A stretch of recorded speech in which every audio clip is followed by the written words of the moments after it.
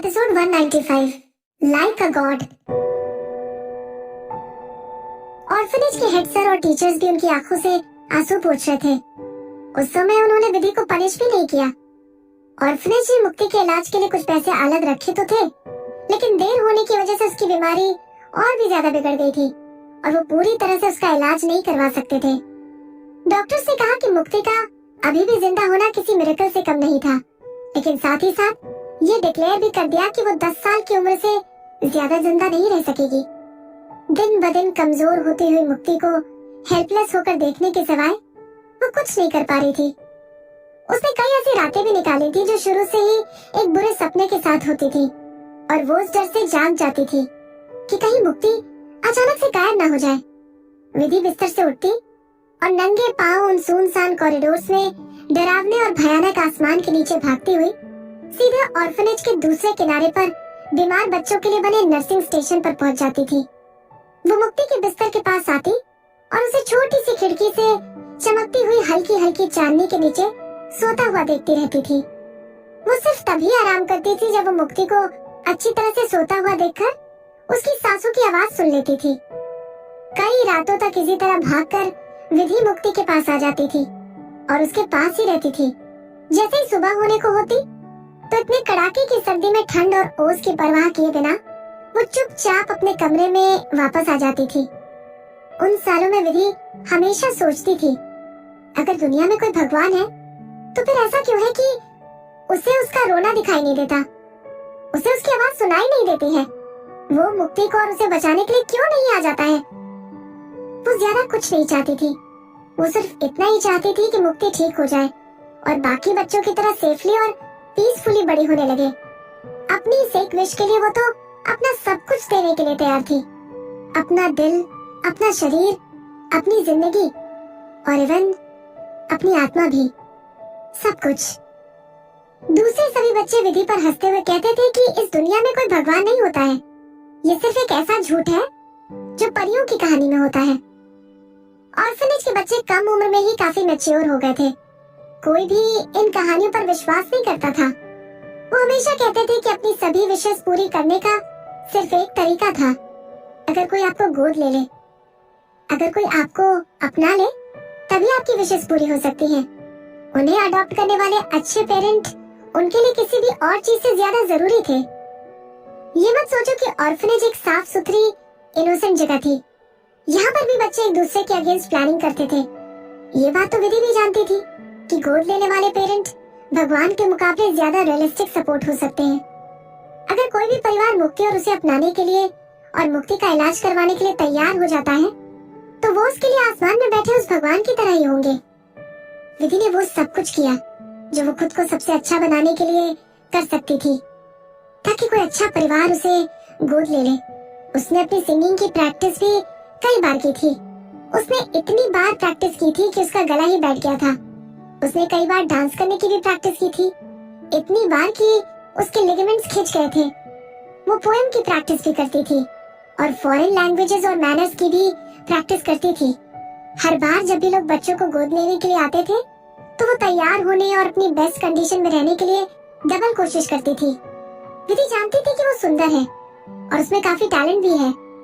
हर बार जब भी वो किसी के सामने आती थी तो वो दूसरे सभी बच्चों को सरपास करके सभी बड़ों के लिए सेंटर ऑफ अटेंशन बन जाती थी।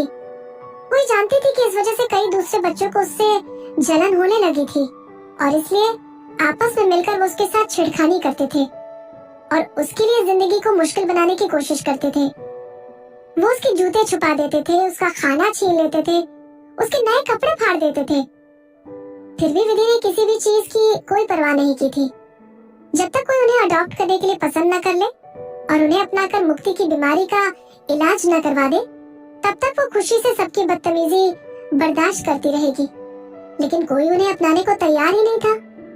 अडॉप्ट करने के लिए जो भी पेरेंट आते थे वो उसमें बहुत ज्यादा इंटरेस्ट लेते थे, लेकिन जब वो मुक्ति को देखते तो वो अपना सिर ना में हिला देते थे। विधि होपलेस हो गई मुक्ति को कंसोल करती और उसे कभी भी हार न मानने के लिए कहती थी। हालांकि विधि खुद भी कई बार होपलेस फील करती थी। वो हमेशा सोचती थी कि बड़ी बहन होने के नाते एकदम यूजलेस थी। अगर मुक्ति को कुछ हो गया तो नहीं, मुक्ति ऐसे नहीं मर सकती।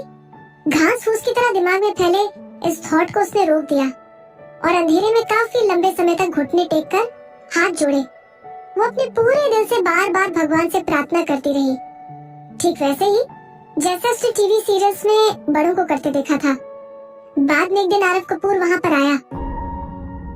जिस दिन वो आया था वो कोई टिपिकल अडॉप्शन डे नहीं था और न ही हमेशा की तरह कोई तैयारी की गई थी।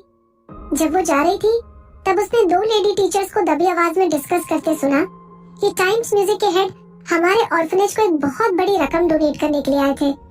वो इस बारे में बात कर रही थी कि वो कितना यंग और हैंडसम था और उसकी अमीरी उसके चेहरे से साफ झलक रही थी। वो जेलस होकर ये गेस करने की कोशिश कर रही थी कि उसके जैसा रिच एलिजिबल बैचलर किस लकी गर्ल से शादी करेगा। तब विधि ने इन सब बातों की कोई परवाह नहीं की थी। उसने उन कुछ सालों में कई अमीर आदमी देखे थे जो दान के नाम पर ऑर्फनेज को ढेरों पैसे देते थे, लेकिन ऑर्फनेज उनके पैसे का इस्तेमाल कई कामों के लिए करता था। इसे मुक्ति के इलाज के लिए ट्रीटमेंट फंड में डालना उनके लिए बिल्कुल वैसा ही था जैसे उन्हें कभी ना भरने वाले गड्ढे में डालना।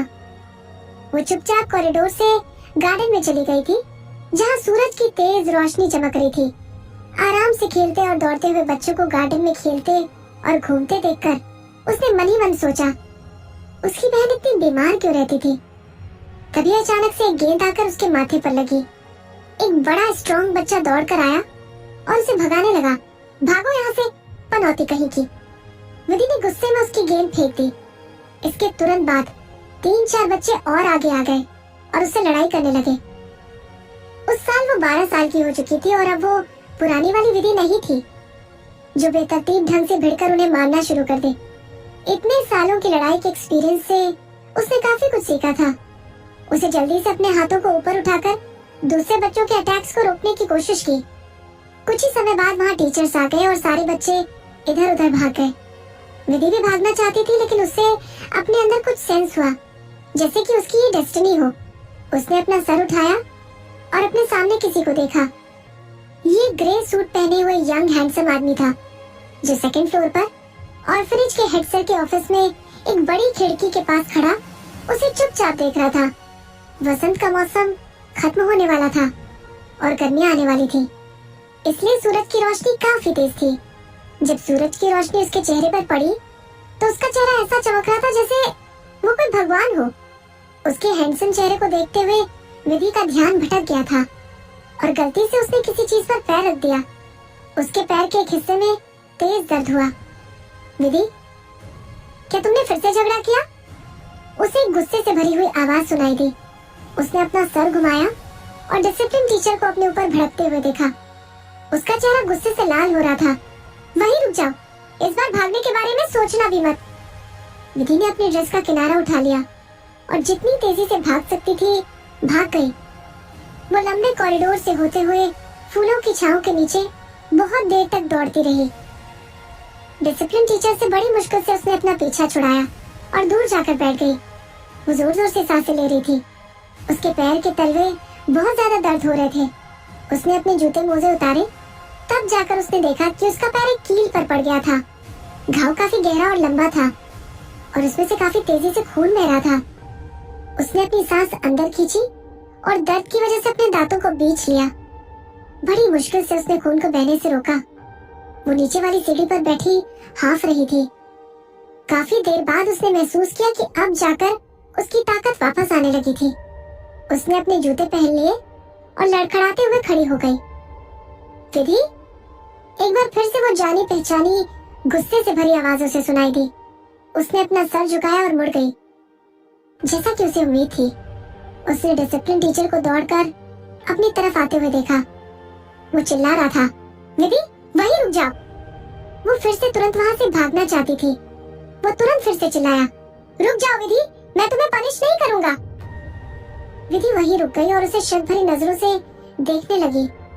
सच तो ये था कि उसकी चोट ने उसे ऐसा बना दिया था कि अब वो बड़ी मुश्किल से खड़ी हो रही थी। डिसिप्लिन टीचर दौड़कर उसकी तरफ आया और हाफते हुए बोला, जल्दी करो, वापस जाओ, तैयार होने के लिए। Times music, mister Kapoor, Kapoor देखना चाहते हैं तुम्हारा डांस, तुम्हें डांस करते हुए। तुम डांस भी करती हो ना? टाइम्स म्यूजिक के मिस्टर कपूर उसका डांस देखना चाहते थे। विधि दंग रह गई। क्या वो वही आदमी था जो आज डोनेशन देने आया था? वो मुझे कैसे जानता है और उसे कैसे पता कि मैं डांस कर सकती हूँ? डिसिप्लिन टीचर ने अपनी सांसों को कंट्रोल किया और कहा, तुम सच में एक पनौती हो। मिस्टर कपूर ने तुम्हें अभी अभी ऊपर से लड़ते हुए देखा। उसने तुम्हारे बारे में पूछा तो हेड सर को ये डर लगने लगा कि कहीं वो ये ना सोच बैठे कि हमारे ऑर्फनेज के सभी बच्चे तुम्हारी तरह जंगली ही हैं। इसीलिए उन्होंने तुम्हारी सिंगिंग और डांसिंग के लिए तुम्हारी तारीफ कर दी। किसने सोचा था कि मिस्टर कपूर तुमसे मिलने के लिए कहेंगे? बस इसलिए हेड सर ने मुझे तुम्हें ढूंढ कर लाने के लिए भेजा है। विधि के दिमाग में उसकी उस बड़ी खिड़की के सामने खड़े, चेहरे पर ना समझ आने वाले एक्सप्रेशन के साथ भगवान की तरह दिखने वाली इमेज आ गई थी।